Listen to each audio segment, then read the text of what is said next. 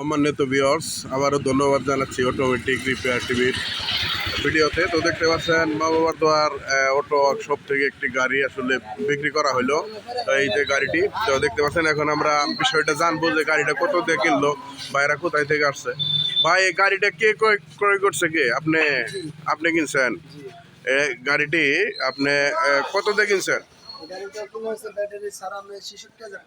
আপনার কাছে দাম কত চাইছিল? ৮০,০০০ টাকা দাম চাইছিল। আপনি কোথায় থেকে আসছেন? গাজীপুর ২৭ থেকে। তো দেখতে পাচ্ছেন যে গাজীপুর ২৭ থেকে গাড়িটি আসলে বাইটে কিনতে আসছিল। আপনি যে কিভাবে আসছিলেন এখানে? ভিডিও দেখছি, ভালো লাগছে, আসছে গাড়ি আছে, দেখছি 10টা দেখে একটা কিনছি, দামাদামি বলছি, পছন্দ হয়েছে। আচ্ছা, গাড়িতে আপনি যে কিনতে আসলেন, আপনার কি কোনো বিপদের সম্মুখীন হতে হয়েছে?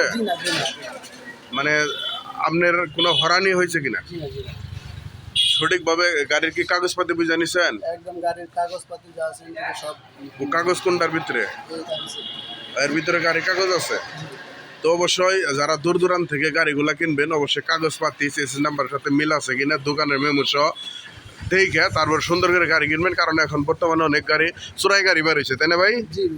তো অবশ্যই গাড়ি চালাবেন, খুব কেয়ারফুলভাবে চালাবেন।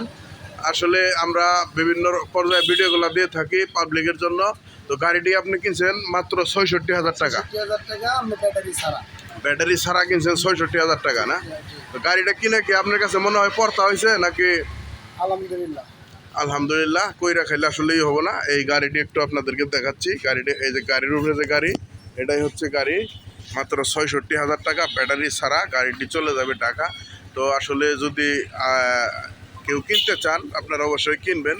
তো অবশ্যই সন্ধান দেওয়ার দায়িত্ব আমাদের, বুঝে শুনে গাড়িটি নেওয়ার দায়িত্ব আপনাদের। এই মুহূর্তে চলে যাচ্ছে গাড়িটি। তো দেখতে পাচ্ছেন গাড়িটি কিন্তু বাংলাদেশের বিভিন্ন প্রান্তে আপনারা এই গাড়িগুলো নিতে পারবেন।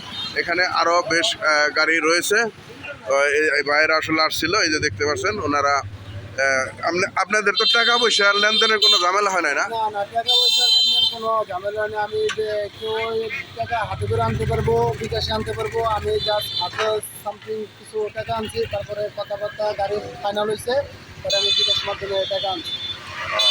আপনার সাথে কোনো ব্যবহার তো খারাপ ঠারাপ হয় না? আমার সাথে কোনো ব্যবহার খারাপ হয় না।